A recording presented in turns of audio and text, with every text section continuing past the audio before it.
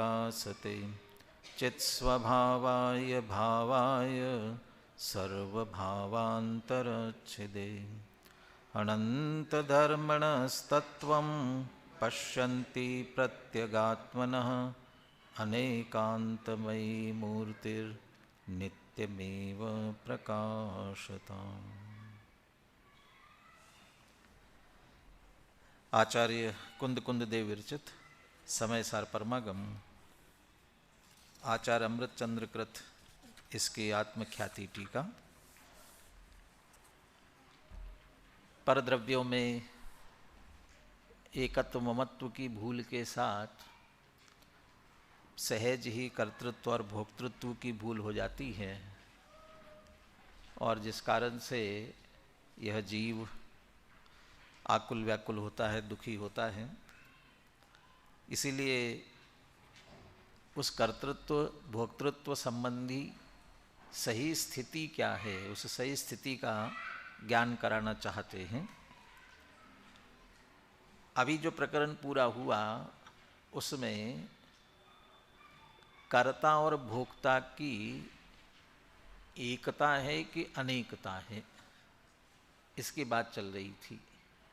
माने जो करता है वही भोगता है कि कर्ता कोई और है और भोक्ता कोई और है।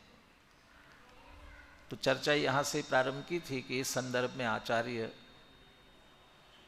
वस्तु स्वरूप से स्याद्वाद से अनेकांत से प्रस्तुत करते हैं। तो अनेकांतिक दृष्टिकोण से हम ऐसा भी कह सकते हैं कि जो करता है वही भोगता है, और ऐसा भी कह सकते हैं जो करता है वह नहीं भोगता है। तो कर्ता और भोक्ता में एकता भी हो सकती है और अनेकता भी हो सकती है, लेकिन वह कर्ता और भोक्ता की एकता और अनेकता दो द्रव्यों के संदर्भ में नहीं है। एक ही द्रव्य के संदर्भ में, एक ही द्रव्य में द्रव्यार्थिक नय से देखा जाए तो जो करता है वही भोगता है, और पर्यायार्थिक नय से देखा जाए तो किसी पर्याय में किया किसी पर्याय में भोगता है। इस तरह से अंतर पड़ता है, उसकी बात चल रही थी। अब कर्ता कर्म में एकता है कि अनेकता है? अभी तो कर्ता और भोक्ता की बात चल रही थी, अब चर्चा चलेगी कर्ता कर्म। कर्ता और कर्म एक ही होते हैं कि अलग अलग होते हैं?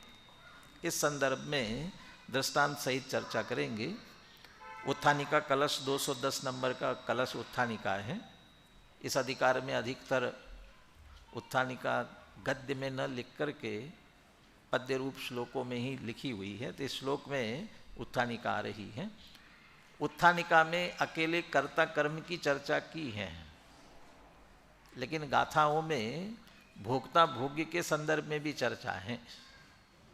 माने कर्ता कर्म एक ही होते हैं कि अलग अलग होते हैं? ऐसे भोक्ता भोग्य भी एक ही होते हैं कि अलग अलग होते हैं? तो इस संदर्भ में दूसरा, अभी अपन जोर दे रहे थे द्रव्यार्थिक पर्यायार्थिक पर, द्रव्यार्थिक पर्यायार्थिक के संदर्भ में, और अब आ रहे निश्चय व्यवहार। मूल श्लोक में ही निश्चय व्यवहार शब्द का भी प्रयोग करते हुए दोनों नयों की दृष्टि से इस संदर्भ में क्या स्थिति है इसकी चर्चा करने जा रहे हैं। तो सीधे हम उत्थानिका का कलश पढ़ते हैं, 210 नंबर का कलश। व्यावहारिक दृशैव केवलं कर्तृकर्म च विभिन्नमिष्यते निश्चयेन यदि वस्तु चिन्त्यते कर्तृकर्म च सदैकमिष्यते। थोड़ा अप्रचलित छंद है, रथोद्धता अप्रचलित छंद है, तो हमारे जो प्रचलित छंद होते हैं उसी के अनुसार अपन बोलने का प्रयास करते हैं। ऐसे कर्तृकर्म च विभिन्नम, कर्ता और कर्म भिन्न भिन्न, कोई कर्ता अलग है, कर्म उसका कोई अलग है। ये कर्ता कर्म की भिन्नता केवलम व्यावहारिक दृशा एव इष्यते, मात्र व्यावहारिक दृष्टि से ही चाही जाती है, कही जाती है, स्वीकार की जाती है। तो सीधा अर्थ है व्यवहारने से देखा जाए तो कर्ता कर्म अलग अलग हैं। उदाहरण सहित सब गाथाओं में आने वाला है। निश्चयेन यदि वस्तु चिंत्यते, लेकिन यदि वस्तु से निश्चय से वस्तु का विचार किया जाए, निश्चय से वस्तु का विचार किया जाए का अर्थ ये वस्तु स्वरूप से देखा जाए तो क्या है, कर्तृ कर्म च सदा एकम इष्यते, कर्ता कर्म सदा एक में ही घटित होता है। ऐसा क्यों? वैसे तो कर्ता कर्म अधिकार में बहुत सारे तर्क दिए हुए हैं, उसी में से कुछ तर्क पुनः यहाँ दोहराते हुए वास्तव में हमारे कर्तृत्व का अहंकार निकालना चाहते हैं। कर्तापने का अहंकार लेकर के जो हम चलते हैं उसको दूर करने के लिए ये प्रकरण पुनः लेना चाहते हैं। तो सीधी सीधी बात हुई, व्यावहारिक दृष्टि से कर्ता कर्म अलग कहे जाते हैं, लेकिन निश्चय से देखा जाए तो कर्ता कर्म एक ही होते हैं। और कर्ता कर्म की जहाँ चर्चा होती है वहाँ भोक्ता भोगी की भी आती है, इसलिए भोक्ता भोग्य के संदर्भ में भी ऐसे ही समझना। व्यवहार से भोक्ता भोग्य अलग होते हैं, लेकिन निश्चय से देखा जाए तो भोक्ता भोग्य एक ही होते हैं। श्लोकार्थ से नीचे, केवल व्यवहार दृष्टि से ही कर्ता और कर्म भिन्न भिन्न माने जाते हैं। यदि निश्चय नय की दृष्टि से विचार किया जाए तो कर्ता और कर्म सदा एक ही माने जाते हैं। प्रयास कीजिए श्लोक बोलने का और पद्यानुवाद भी।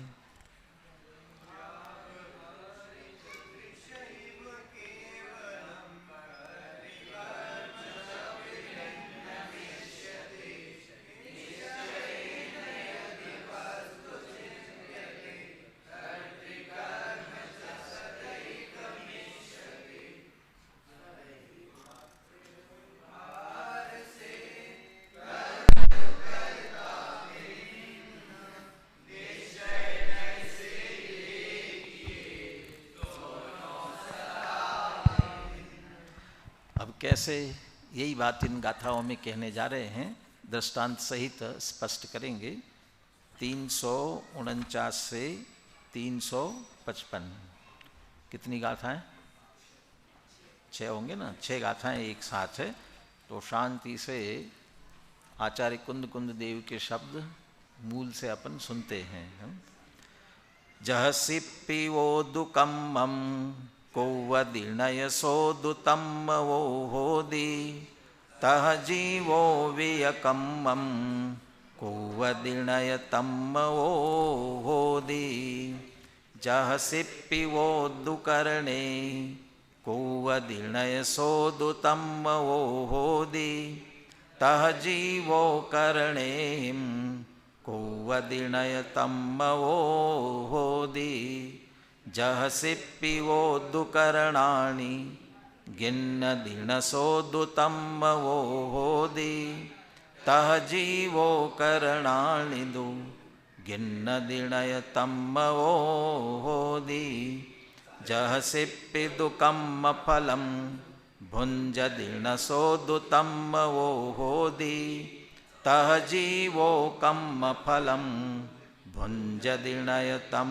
वो होदि एवं व्यवहारस्सदु वत्तव्यं दर्शनं समासेन शृणुनिच्छयस्य वयनं परिणामकदं तुजं होदि जह सिप्पिवो दुचेट्ठं कौवदिहवदीयतः अणर्णो से तह जीवो वियकम्मं कौवदिहवदीयणर्णो से जह चेट्ठं कुवन्तो सुसिप्पिवो नित्यदुःखियो होदि तत्तोऽसियाणर्णो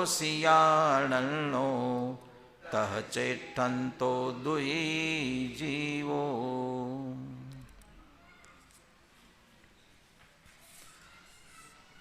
शिल्पी का उदाहरण दिया। जह सिप्पी वो, शिल्पी माने कौन? शिल्पकार। शिल्पकार माने कोई भी कारीगर, कोई भी बनाने वाला होता है।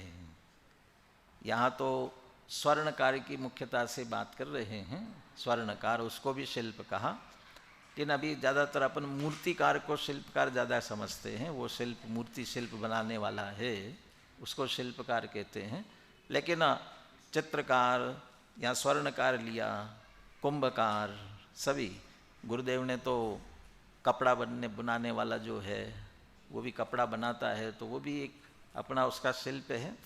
तो ये जितने भी काम करने वाले शिल्पी हैं, जह सिप्पी वो कम्मम कुवदी नए सोदु तम्मवो होदी। जो शिल्पी जो कुछ भी अपना शिल्प बनाता है, तो शिल्प रूप अपना जो कर्म करेगा, स्वर्णकार है तो अपने हार कुंडल आदि बनाएगा, कुंभकार है तो घड़े बनाएगा, मूर्तिकार है तो मूर्ति बनाएगा, चित्रकार है तो चित्र, जो भी, तो जो शिल्पकार जो भी अपना कर्म कुवदी नय सोदु तम्मवो होदी, उससे तन्मय नहीं होता। करता है लेकिन उससे तन्मय नहीं होता। तह जीवो ये कम्मम कुवदी नय तम्मवो होदी। इसी तरह जीव कर्म करता है, कर्मों का कर्ता जीव है, या कर्म के रूप में द्रव्य कर्म ज्ञानावरण आदि ले सकते हैं, नो कर्म शरीर आदि भी ले सकते हैं। इन सब कर्मों को करता है। नय तम्मवो होदी, लेकिन जीव भी उनके साथ तन्मय नहीं होता। तो बिल्कुल स्पष्ट उदाहरण दिख रहा है ना।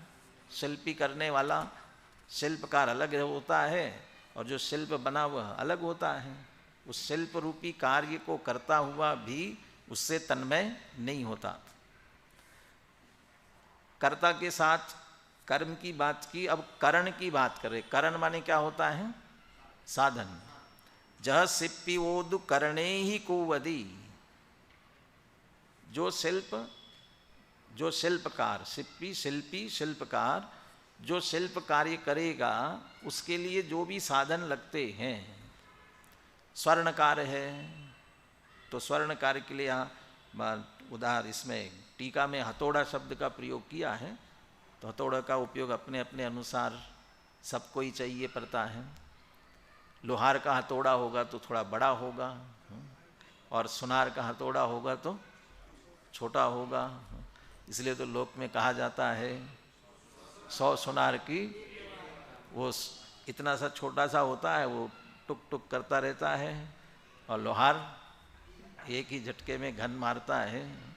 तो उसका, लेकिन दोनों का अपने अपने तरह का हथौड़ा ही कहलाता है। यदि मूर्तिकार है तो उसके पास भी छैनी हथौड़ा है। यदि कुंभकार है तो उसके चक्र, चीवर, ये सभी जितने भी दंड, ये उसके जो साधन होते करण। तो वे शिल्पी करणे ही कुवदी, उन साधनों से, साधनों को लेकर के ये कार्य करते हैं, कर्म करते हैं। नय सोदु तम्मवो होदी, लेकिन उन करणों, उन साधनों के साथ वे तन्मय नहीं होते हैं। वे साधन अपनी जगह रहते हैं, वो शिल्पी अपनी जगह होता है, तन्मय नहीं होता है। तह जीवो करणे ही कुवदी। उसी तरह जीव के पास भी ये परद्रव्य के कार्य करने के साधन हैं। कर्म करता है तो उसके भी साधन है। 3 ही साधन हैं, टीका में लिए हैं। काय वांगमन कर्म योगः स आश्रवः। मन वचन काय वांगमन कर्म। तो वो मन वचन का, इसी को कर्म साधन के रूप में लिया। तो इनके द्वारा जीव भी ये कर्म करता है। न तो मोदी, लेकिन उन कर्णों के साथ, उन साधनों के साथ में वह तन्मय नहीं होता है। जीव के लिए इंद्रियों को भी करण कहा जाता है। तो इंद्रियां शरीर के अवयव, शरीर के अंग ही हैं, तो वे करणे ही। ज सिप्पियोदि करणानि गिन्नदी न सोदु तम्मवो होदी। और शिल्प जिन साधनों से कार्य कर रहा है, उन साधनों को ग्रहण भी करता है ना, हाथ में लेगा, प्रयोग करेगा, तो ग्रहण करता है। गिन्नदी, तो ग्रहण करता है, लेकिन उसके साथ तन्मय नहीं होता। वैसे ही जीव भी मन वचन काय इन करणों को ग्रहण करता है, लेकिन तन्मय उसके साथ में नहीं होता। ज सिप्पिदु कम्म फलम भुंजदी न सोदु तम्मवो होदी। और शिल्पी अपने कर्म के फल को भोगता है। जिसने जो भी शिल्प काय किस लिए कर रहा है, कुछ न कुछ उसमें से चाहता है। उस शिल्प के माध्यम से अपनी आजीविका के लिए कर रहा हो तो आजीविका चाहता है, बहुत से मान बढ़ाई के लिए कर रहे हो तो मान बढ़ाई चाहता है। तो उस कार्य का जो फल है उस फल को भी वह भोगता है। ज सिप्पिदु कम्म फलम भुंजति, वो कर्म के फल को भोगता है। धन संपत्ति मिली उससे, उसको भोगता है। न सोदु तम्मो होदी, लेकिन जो फल भोग रहा है उसके साथ भी वो तन्मय नहीं होता है। अभी कर्म की कर्ता कर्म वाली बात चल रही थी, अब भोगने की बात आई। इसका मतलब भोक्ता भोग्यपने की बात आई। वो भोगता है लेकिन उसके साथ में तन्मय नहीं होता। तह जीवो कम्म फलम भुंजति, उसी तरह जीव भी कर्म के फल को भोगता है। नए तम्मवो होदी, लेकिन उस कर्म फल के साथ तन्मय नहीं होता। लेकिन जो कर्म फल लिया ना टीका में, वह घाती कर्म का फल ही लिया, घाती कर्मों के फल की बात नहीं ली है। दादा के प्रवचन में चर्चा रही थी घाती कर्म अघाती कर्मों की, शायद कल के उसमें था। अघाती कर्मों का फल अधिकतर संयोगों के रूप में आता है, अघाती कर्मों का संयोगी भाव के रूप में आता है। तो अघाती कर्म का फल जो संयोगों के रूप में आ रहा है उसी के रूप में बात करें, क्योंकि संयोगी भाव होगा उसके लिए तो तन्मयता की बात करने वाले हैं। तो उस कर्म फल की मुख्यता से लेना। तह जीवो कम्म फलम भुंजति नए तम्मवो होदी। अब यहाँ हर एक में कह रहे हैं जैसे शिल्पी कार्य करता है, बाहर का कर्म करता है, ऐसे जीव कर्म करता है। शिल्पी साधनों के द्वारा करता है, जीव भी साधनों से करता है। शिल्पी साधनों को ग्रहण करता है, ऐसे जीव भी उन साधनों को ग्रहण करता है। तो ये दो अलग अलग है और ये करते हैं ऐसा जो कहा जा रहा है, लेकिन एक आगाह साथ साथ में करते गए हैं। भले ही करते हैं लेकिन न तम्मवो होदी, तन्मय नहीं होते हैं। इसके साथ एक निषेध भी कर दिया उसके साथ साथ में, लेकिन करता है। ये जो बात कही कर्णों को ग्रहण करते हुए, साधनों को ग्रहण करते हुए करता है, ये जो बात कही एवं व्यवहारस्सदु वक्तव्यम, ये व्यवहार नहीं का वक्तव्य है दर्शनम समासेन। और उसका जो कथन है उसके संदर्भ में जो तथ्य है दर्शन, ये जो है समासेन संक्षेप में ये दिखा दिया। कर्ता कर्म भोक्ता भोग्य ये भिन्न भिन्न कैसे होते व्यवहार की अपेक्षा से, ये हमने संक्षेप में दिखा दिया, बता दिया। और ये व्यवहार का वक्तव्य समझ लेना चाहिए, व्यवहार नहीं की अपेक्षा से समझना चाहिए। सुनो निश्चयस्य वैणम, अब बिल्कुल ऐसा आचार्य लिख रहे जैसे कोई सामने शिष्य बैठा हो। ये व्यवहार की बात हो गई, अब निश्चय की बात सुनो।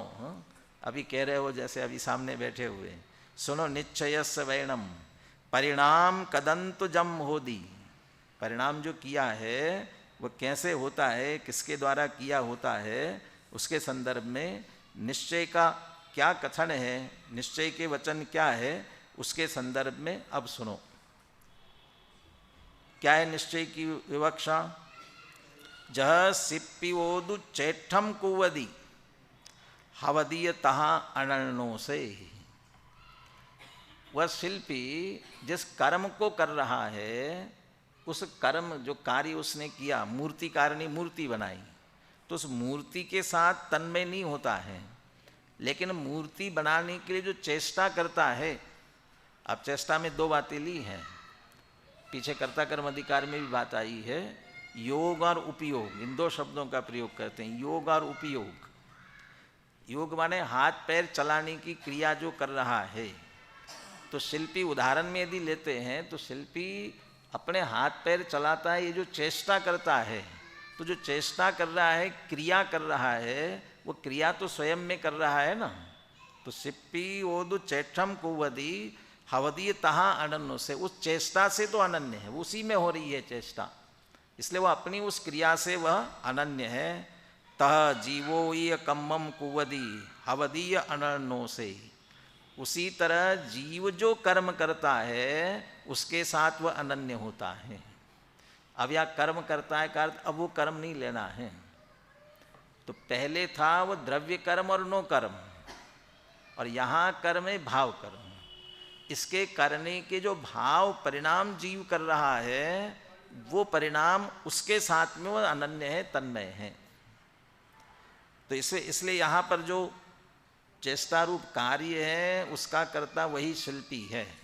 ये निश्चय की एकता बता रहे, निश्चय से वही है, और व्यवहार से जो शिल्प मूर्ति बनाई, घड़ा बनाया, सोने का कुंडल हार बनाया, उसका कर्ता है। ये भिन्नता व्यवहार की अपेक्षा से भिन्नता कही गई। और वहाँ भिन्नता में व्यवहार से कहा गया, उसे व्यवहार क्यों कह रहे हैं कि न तन्मय होदी, तन्मय होता नहीं, उस रूप नहीं होता है। उस रूप हो जाए तो निश्चय कहे, इसलिए दो भिन्न द्रव्यों में कथन किया गया, इसलिए उसको व्यवहार के रूप, वो व्यवहार है, व्यवहार के रूप में कथन किया, व्यवहार है। ये कर्ता की बात हो गई निश्चय में। वहाँ तीन तीन चीज़ों की यहाँ जरूरत नहीं है, क्योंकि यहाँ परिणाम हो रहे हैं। अब यहाँ साधन भी चाहिए, साधनों को ग्रहण करने की जरूरत है, ऐसा नहीं है। स्वयं के परिणाम हो रहे, इसलिए साधन आदि की अलग अलग चर्चा नहीं की। तो कर्ता कर्म की बात होगी। भोक्ता भोगी की बात करते हैं। जह चेठम कुवंतोदु सिप्पियो नित्य दुखियो होदी। और जब वो चेष्टा करता है तो निश्चित रूप से दुखी भी तो होता होगा कि सुखी होता है। वो भले ही खुशी से कर रहा हो और दिन भर लगा रहे, और बहुत से जैसे सुनार ऐसा झुक झुक करके काम करता रहे, तो क्या हो जाएगी, गर्दन टेढ़ी हो जाएगी ना, कमर दुखने लग जाएगी, लगा रहेगा तो दुखेगी ना। तो वो उस शारीरिक श्रम करने के कारण से जो दुख होगा, चेठा वो चेठम कुवंतोद सिप्पियो नित्य दुखियो होदी, निश्चित रूप से दुखी होता है, माने उसका जो फल है उसे भोगता है। तो वो फल उसी में हो रहा है, उस फल को भोग रहा है, वो स्वयं का है, स्वयं का फल और स्वयं ही भोग रहा है। तत्तो सिया अनन्नो तह चेठों दुही जीवो। उसी तरह जीव भी अपने में जो भावात्मक चेष्टा कर रहा है, भाव रूप भाव कर रहा है, उस चेष्टा का करते हुए उसको ही भोगता है। दुही जीवो, और उसके करते हुए क्रोध मान माया लोभ आदि के राग द्वेष के परिणाम किए हुए उसके, तो राग द्वेष के परिणामों को जब किया तो उस समय दुखी हुआ, आकुल व्याकुल हुआ, और आकुल व्याकुल हुआ तो उसको उसने भोगा, पर को नहीं भोगा। जितने जितने भी परिणाम होते हैं, भले हम पर के साथ जोड़ करके उसे कहे, लेकिन पर के संदर्भ में हम कुछ करते ही नहीं हैं। जो भी एक ने दूसरे पर उपकार किया, क्या उपकार किया, वो भूखा था, बहुत दुखी, भोजन नहीं मिल रहा था, बहुत दुखी था, तो इसलिए भोजन कराया, प्यासा था, पानी पिलाया, उपकार किया। तो उपकार किया तो उस पर उपकार किया कि खुद पर उपकार किया? किसका दुख मिटाया उसने? ये बहुत भूखा था इसलिए उसका दुख मिटाया, ये उसका दुख नहीं मिटाया है, अपना दुख मिटाया है। अपना कौन सा दुख मिटाया? उसको देख करके स्वयं को जो करुणा आ रही थी, करुणा से विवल हो रहा था, और दे करके अपने उस करुणा के भाव का शमन किया है। तो शमन क्या, अपना ही किया, उसका क्या उपकार किया? स्वयं के परिणामों की पूर्ति की है, और स्वयं के परिणामों की पूर्ति की। वो जो दिया कि उसको नहीं भोगता है, देने का भाव हुआ था और देने के भाव को स्वयं भोगता है। यहाँ दुखी की बात कर रहे हैं, राग द्वेष आदि की परिणाम करता है तो दुखी होता है, तो उस दुख रूप परिणाम को स्वयं को भोगता है, उससे वह अनन्य, उससे तन्मय है। तो सीधी सीधी बात हुई कि व्यवहार से दो में कर्ता कर्म की बात लेते हैं, भोक्ता भोगी की बात लेते हैं, और निश्चय से स्वयं में ही कर्ता कर्म और भोक्ता भोगी की बात लगती है। अर्थ पढ़ते हैं, फिर एक बार गाथाएं और पद्यानुवाद अपन दोहराएंगे। जिस प्रकार शिल्पी, कलाकार, सुनार कुंडलादि कार्य करता है, किंतु कुंडलादि को बनाते समय वह उनसे तन्मय नहीं होता, उनरूप नहीं होता, उसी प्रकार जीव भी पुण्य पापादि पुद्गल कर्मों को करता है, या द्रव्य कर्मों की मुख्यता लेना, परंतु उनसे तन्मय नहीं होता, उनरूप नहीं होता। जिस प्रकार शिल्पी हथौड़ा आदि कर्णों से कर्म करता है। ये जो गाथा में शब्द नहीं है, गाथार्थ में जोड़े हैं ना, ये सब टीका का भाव लेकर के इसमें जोड़े ताकि भाव स्पष्ट हो जाए। जिस प्रकार शिल्पी हथौड़ा आदि कर्णों साधनों से कर्म करता है परंतु वह उनसे तन्मय नहीं होता, उसी प्रकार जीव मन वचन काय रूप कर्णों से कर्म करता है परंतु उनसे तन्मय नहीं होता। जिस प्रकार शिल्पी कर्णों को ग्रहण करता है परंतु उनसे तन्मय नहीं होता, उसी प्रकार जीव कर्णों को ग्रहण करता है पर उनसे तन्मय नहीं होता। जिस प्रकार शिल्पी कुंडल आदि कर्म के फल को भोगता है परंतु उससे तन्मय नहीं होता, उसी प्रकार जीव भी पुण्य पापादि पुद्गल कर्म के फल को भोगता है परंतु तन्मय नहीं होता। अब ब्रैकेट में लिखा पुद्गल परिणाम रूप सुख दुखादि में, तो सुख दुखादि में, तो सुख दुखादि तो भाव हुए ना, तो इसलिए भाव नहीं पकड़ना, इसलिए पुद्गल परिणाम कह दिया पहले ही। बहुत बाहर का ठाट बाट मिल गया, सभी अनुकूल संयोग मिले तो अनुकूल संयोग मिलने पर सुखी समझता है ना, अब प्रतिकूल संयोग मिले तो दुखी समझता है। उस संयोगों की दृष्टि से लेना, तो उनको भोगता है तो ये, लेकिन उनसे तन्मय नहीं होता। इस प्रकार व्यवहार का मत संक्षेप में दर्शाया।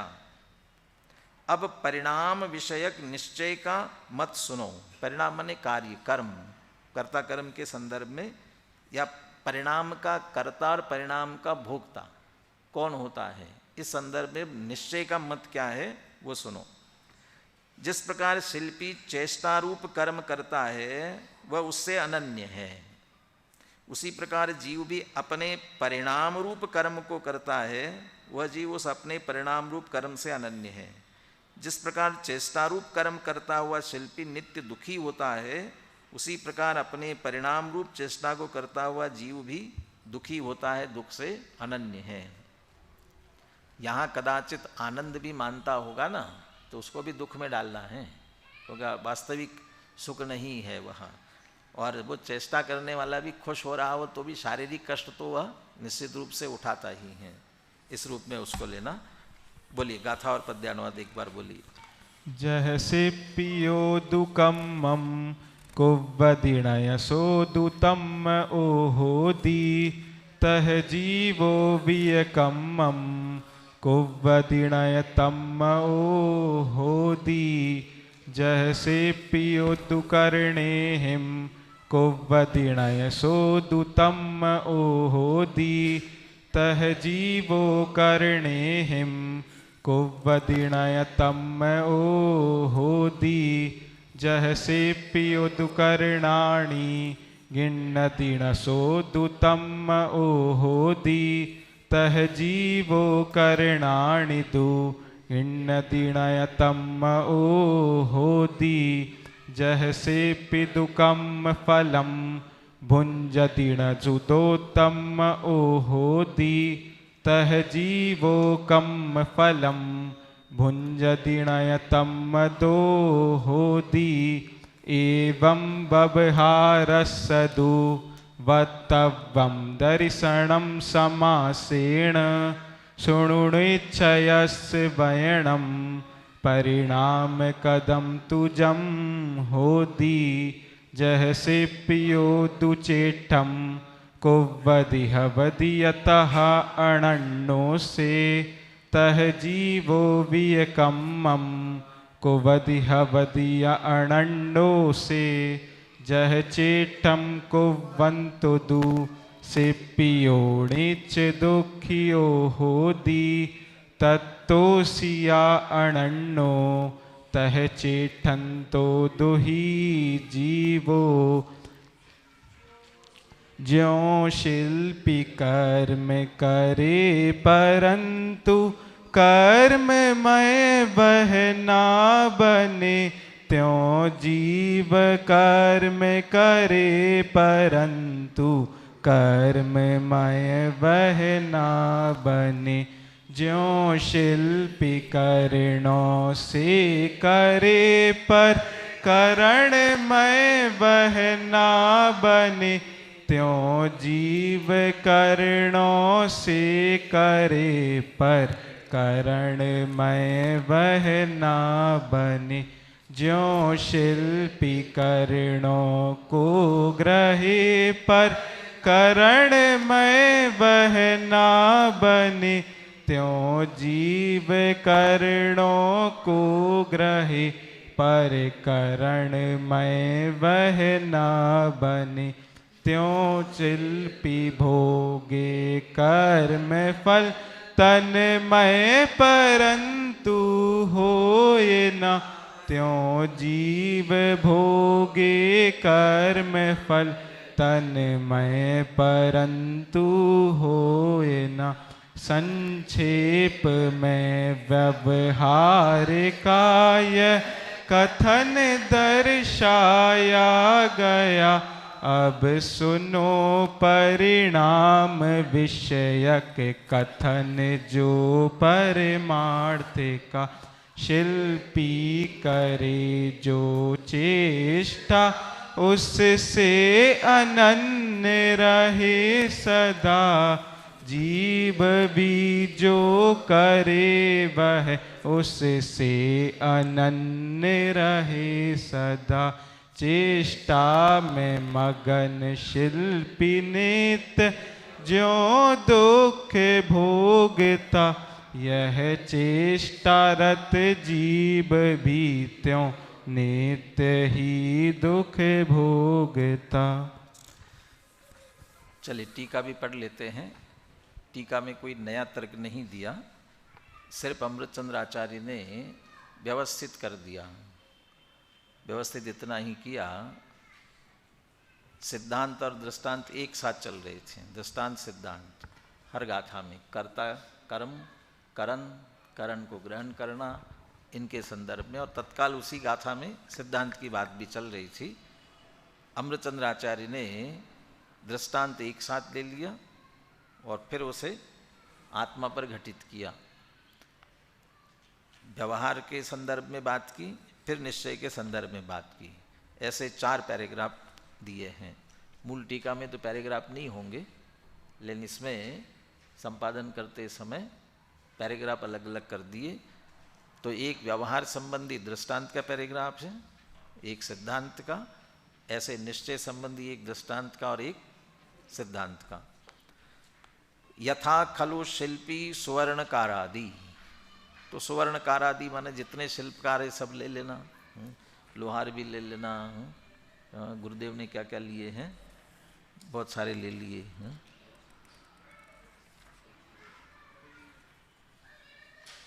स्वर्णकार, कुंभकार, दर्जी कपड़े सिलता है, ये तीन लिए, दर्जी को भी लिया उन्होंने।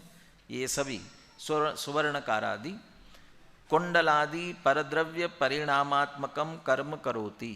कुंडलादि बनाते हैं, तो स्वर्णकार है, सोने के कुंडलादि बन रहा है, वह शिल्पी व्यक्ति पुरुष है, और कुंडलादि ये स्वर्ण के सोने के दूसरे द्रव्य, इसलिए परद्रव्य परिणामात्मकम कर्म करोति। इन कर्मों को वह करता है। किससे करता है? हस्तकुट्टकादि भी। अब यहाँ हस्त का अर्थ हाथ नहीं लेना है, वह हस्तकुट्टक एक शब्द है, हथौड़ा। इसका मतलब हथौड़ा में भी हाथ शब्द का कुछ उच्चारण है, हथौड़ा। हाथ से जिसको तोड़ा जाता है, माने हाथ में लेकर के। हस्तकुट्टक आदि भी माने हथौड़े से। हस्तकुट्टक आदि भी परद्रव्य परिणामात्मक ही करण ही करोति। जो हथौड़ा इत्यादि हाथ में ले रहा है, ये भी परद्रव्य स्वरूप है। अभी परद्रव्य का यहाँ आत्मा जीव और पर ऐसे नहीं लेना है, वो शिल्पी व्यक्ति और वह हथौड़ा इत्यादि दो अलग अलग द्रव्य हुए, इसलिए परद्रव्य परिणामात्मक ही करणी करोति। हस्तकुट्टकादीनी परद्रव्य परिणामात्मकानी करणानी गृह्णाति। तो हथौड़ा आदि को हाथ ग्रहण भी करता है, लेता है हाथ में स्वयं के। ग्रामादि परद्रव्य परिणामात्मकम कुंडलादि कर्म फलम भुगते च। अब यहाँ कर्म फल दो तरह से लिया। कौन सा कर्म फल भोगता है? ग्रामादि परद्रव्य परिणामात्मकम। जिस गांव में रह रहा है वह गांव भी भोगता है। कैसे भोगते हैं? यदि हमारे पुण्य का उदय हो तो हमें अच्छे गांव में जन्म होगा, जिस गांव के लोग भी अच्छे हो, सड़कें भी अच्छे हो, सब तरह की सुविधा हो, पानी की हर तरह की सुविधा हो, ऐसी जगह होगा। तो उसको भी हम भोगते हैं, वहाँ की अनुकूलताओं को भोगते हैं। और प्रतिकूलताएं होंगी तो लोग भी सब खराब हो, दुष्ट हो, सड़कें भी खराब हो, पानी की पता ही नहीं, पानी कब मिलेगा, नहीं मिलेगा, कैसे मिलेगा, वो बस उस तरह के। तो ग्रामादि परद्रव्य परिणामात्मकम, इनको भी भोगता है। और कुंडलादि कर्म फलम च, और कुंडलादि जो बनाया है उसका भी उसे कुछ मिलेगा ना, वो उसको भी, वो उसका जो फल मिलता है उसे भी वह भोगता है। ये सब को एक साथ ले लिया। जो कार्य कर रहा है, साधनों को ग्रहण कर रहा है, उसके फल को भोग रहा है, एक साथ निर्णय देते हैं। न तो अनेक द्रव्यत्वेन ततः अन्यत्वे सति तन्मयो भवति, ततः अन्यत्वे सति, लेकिन जो जो ऊपर कहे गए उनसे वह अन्य होने के कारण, और दूसरा अनेक द्रव्यत्वे, अलग अलग दो द्रव्य हैं, इस कारण से तन्मयो न भवति, उसके साथ तन्मय वह नहीं होता है। भिन्न द्रव्य है और भिन्न द्रव्य अन्यन्यपना होने से उनसे तन्मय नहीं होता। जब तन्मय नहीं होता तो फिर उनका कर्ता है ये कैसे कहा जाता है? ततः निमित्त नैमित्तिक भाव मात्रेणैव तत्र कर्तृ कर्म भोक्तृ भोग्यत्व व्यवहार, वहाँ जितना कर्ता कर्म और भोक्ता भोग्य का व्यवहार है वह किस अपेक्षा से है? निमित्त नैमित्तिक भाव मात्र से हैं, व्यवहार मात्र से ही वह कर्ता कर्मपना और भोक्ता भोग्यपना कहा गया है। ये व्यवहार की बात हुई। अभी तो ये उदाहरण पर घटित किया है, अब आत्मा पर घटित करते हैं। तथा आत्मा अपि पुण्य पापादि पुद्गल द्रव्य परिणामात्मकम कर्म करोति, कर्म बांधता है, पुण्य का बंध, पाप का बंध, इन कर्मों को बांधता है, कर्म करता है। काय वांग मनो भी पुद्गल द्रव्य परिणामात्मक ही कर्ण ही करोति, किनसे कर रहा है? मन वचन काय से, और मन वचन काय ये भी पुद्गल द्रव्य के परिणामात्मक, ये साधन, इन साधनों से कर रहा है। काय वांग मनांसी पुद्गल द्रव्य परिणामात्मकानि करणानि गृह्णाति, अभी ग्रहण किया हुआ है ना, मन वचन काय को जीव ने ग्रहण कर रहा है, आत्मा ने ग्रहण करके रखा है। तो पुद्गल द्रव्य परिणामात्मक ऐसे मन वचन काय को, इन साधनों को इसने ग्रहण किया, गृह्णाति। सुख दुखादि पुद्गल द्रव्य परिणामात्मकम पुण्य पापादि कर्म फलम भुंक्ते च, और इस पुण्य पाप का जो फल अनुकूल प्रतिकूल संयोगों के रूप में आता है उनको भी वह भोगता है। परंतु न तो अनेक द्रव्यत्वेन ततः अन्यत्वे सति तन्मयो भवति, इन सब को करते हुए, मन वचन काय को, मन वचन काय से करते हुए, मन वचन काय को ग्रहण करते हुए, अनुकूल प्रतिकूल संयोगों को भोगते हुए, इन सब को करते हुए भी अनेक द्रव्यत्वेन ततः अन्यत्वे सति, भिन्न भिन्न द्रव्य हैं। यह आत्मा जीव द्रव्य है और ये सब पुद्गल है, और इसलिए अन्य होने के कारण से तन्मयो न भवति, उसके साथ में तन्मय नहीं होता। फिर भी कहा तो जाता है जीव पुण्य पाप के फल को भोगता है। द्रव्य संग्रह में दी ना कर्ता संबंधी गाथा में क्या कहा? पुग्गल कम फलम भुंजे दी, व्यवहारा व्यवहारा सुदुखम पुग्गल कम फलम भुंजे दी, और निश्चय द्वादा चेदन भावम कुआदस्स, बने व्यवहार से सुख दुख रूप पुद्गल कर्म के फल को भोगता है, तो व्यवहार से भोगता है। तो ततो निमित्त नैमित्तिक भाव मात्रेणैव तत्र कर्तृ कर्म भोक्तृ भोग्यत्व व्यवहारा, करने की बात भी और भोगने की बात भी व्यवहार की अपेक्षा से ही समझना चाहिए, क्योंकि दो भिन्न द्रव्यों के बीच में बात कही जा रही है। टोडरमल जी ने भी लिखा ना, निश्चय व्यवहार की बात करते हुए, व्यवहार ने कैसा कथन करता है, निश्चय ने कैसा कथन करता है। व्यवहार ने स्वद्रव्य परद्रव्य को, कारण कार्यादि को किसी में मिलाकर निरूपण करता है, और निश्चय ने उन्हीं को यथावत निरूपण करता है। ये व्यवहार की बात हुई ना। अब निश्चय का दृष्टांत पहले। यथा च सैव शिल्पी चिकीर्षु चेष्टारूपम आत्म परिणामात्मकम कर्म करोति। अब चिकीर्षु करने की इच्छा वाला, जैसे जिज्ञासु होता है जानने की इच्छा वाला, बुभुक्षु होता है खाने की इच्छा वाला, ऐसे चिकीर्षु वो करने की इच्छा वाला, जिसको करने की इच्छा हो रही, इसलिए इच्छा से जोड़ा उसे। क्यों कर रहा है? तो उसे ये कार्य करने की इच्छा है ना, इसलिए उपयोग जुड़ा उसके साथ में। चेष्टा रूपम आत्म परिणामात्मकम कर्म करोति। अपने हाथ पैर चलाने की चेष्टा रूप जो कार्य करता है वह आत्म परिणाम का अर्थ यहाँ जीव न लेते हुए उदाहरण में वो शिल्पी के जो अपने हाथ पैर चलाने वाले उसके स्वयं के अपने कर्म हैं, उस कार्यों को वो करता है। दुख लक्षण आत्म परिणामात्मकम चेष्टारूप कर्म फलम भुंगते च। और वो जो क्रिया कर रहा है उसके कारण से उसे जो चेष्टारूप कर्म का फल दुख हो रहा है उसको भुंगते च, भोगता भी है। एक द्रव्यत्वेन ततो अनन्यत्वे सति। अभी यहाँ साधनों को मुख्य नहीं किया, वो गाथाओं के समय भी मैंने कहा था साधनों को नहीं लिया। जब अपने में करना है, हाथ पैर से कर रहा है, स्वयं के हाथ पैर, और साधनों की कहाँ जरूरत है। और भोगने में भी उसी के क्रिया करने से जो फल हो रहा है उसी को भोग रहा है। एक द्रव्यत्वेन ततो अनन्यत्वे सति तन्मयश्च भवति। अब यहाँ एक द्रव्य का अर्थ यहाँ वो भी नहीं लगाना कि वो हाथ पैर की चेष्टा कर रहा है और शिल्पी जीव है, ऐसा न लेकर के उदाहरण के रूप में शिल्पी लेना और शिल्पी के ही हाथ पैरों की क्रियाएं चल रही है इसलिए एक द्रव्यपना लेना है। और बारीकी में जा कर के कोई वो बहुत से ऐसे भी होते हैं ना, इसलिए कहना पड़ा कि दृष्टांत एक देश होता है। बाल की खाल निकालने में जाकर के कोई कहे वो जो शिल्पी का शरीर जो चेष्टारूप परिणमित हो रहा है वो एक द्रव्य है क्या? वो तो अनंत पुद्गल परमाणुओं का पिंड है। अनंत पुद्गल परमाणुओं का पिंड है तो फिर अनंत पुद्गल द्रव्य हुए ना, एक द्रव्य कहाँ है? तो वो उदाहरण पे वो नहीं लगाना है। वह शिल्पी है और शिल्पी की ही चेष्टा है और वो चेष्टा उसके साथ में अनन्य है। वो सुख दुख उसको जो भोग रहा है वो भी उसके स्वयं के हैं। एक द्रव्यत्वेन ततो अनन्यत्वे सति तन्मयश्च भवति ततः परिणाम परिणामी भावेन तत्रैव कर्तृकर्म भोक्तृभोग्यत्व निश्चयः।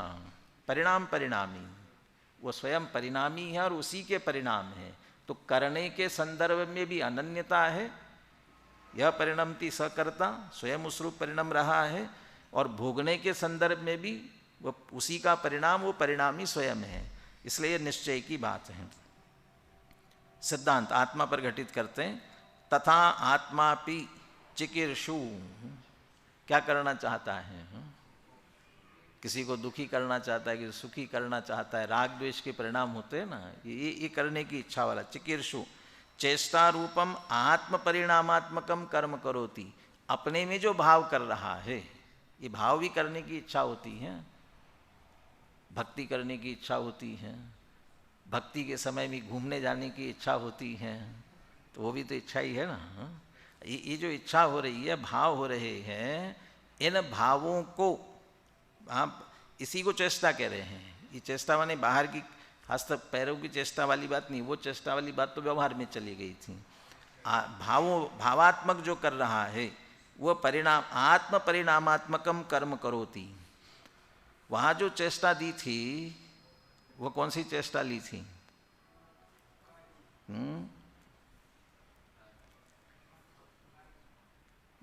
काय वांग मनासी कर्माणी, न करने की तो ली, लेकिन पर द्रव्य यहाँ आत्म परिणामात्मक ले रहे ना। हाँ सीधा ना, पुण्य पापादि पुद्गल द्रव्य परिणामात्मकम, पुद्गल द्रव्य परिणामात्मक था वह, और यहाँ आत्म परिणामात्मक अपने ही स्वयं के परिणामात्मकम आत्म परिणाम रूप जो कर्म कर रहा है, इसलिए यहाँ भाव कर्म लेना है। भाव कर्म करता है। दुख लक्षणम आत्म परिणामात्मकम चेष्टारूप कर्म फलम भुंगते च। और वो जो राग द्वेष भाव कर रहा है, भावात्मक चेष्टा हो रही है, उससे जो उसे सुख दुख हो रहा है, सुख लिया ही नहीं है, दुख ही दुख लिया। दुख लक्षण आत्म परिणाम, स्वयं में जो दुख हो रहा है यहाँ भावात्मक दुख को लेना है। दुख लक्षण चेष्टारूप कर्म फलम भुंक्ते च एक द्रव्यत्वेन ततो अनन्यत्वे सति। अब जो भाव कर्म रूप चिदाभास चिद विकार चैतन्य का विकारी भाव जो हो रहा है वो उसी आत्मा में हो रहा है, इसलिए एक द्रव्यत्वेन। और जो दुख रूप परिणाम हो रहा है वो भी चिद विकार चैतन्य का विकारी परिणाम ही है, इसलिए एक द्रव्यपना ततो अनन्यत्वे सति तन्मयश्च भवति, उसके साथ वो तन्मय है। ये क्षणिक तादात्म्य, ज्ञान दर्शन आदि अनंत गुण है, उनके साथ तो नित्य तादात्म्य होता है, इनके साथ में क्षणिक तादात्म्य। ततो अनन्यत्वे सति तन्मयश्च भवति ततः परिणाम परिणामी भावेन तत्रैव कर्तृ कर्म भोक्तृ भोग्यत्व निश्चयः। इसलिए ये जीव के भाव हुए, राग द्वेषादि भाव, वे जीव के परिणाम और जीव उसका परिणामी, तो उसी का परिणाम होने से कर्ता और वही उसी परिणाम को भोग रहा है, इसलिए भोक्ता। तो एक ही में भोक्तृ कर्तृ कर्म भोक्तृ भोग्यत्व निश्चयः, इसलिए एक ही द्रव्य में कर्ता कर्म और भोक्ता भोग्यपना घटित होता है। अभी इनमें से जो कलश आने वाले 211 212, इनमें बहुत मार्मिक बातें कहने वाले हैं।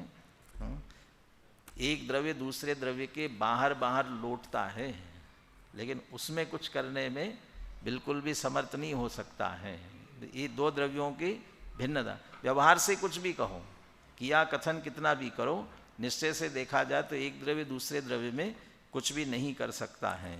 तो इन बातों से हमें हमारे अंदर जो कर्तृत्व का अहंकार और हम पर के साथ जुड़ते हैं, उससे हमें भिन्न कराना चाहते हैं, अपनी आत्मा तक पहुंचाना चाहते हैं। तो हम कर्तृत्व का भाव छोड़ करके अपने आत्म स्वरूप की तरफ आए, इसी मंगल भावना के साथ।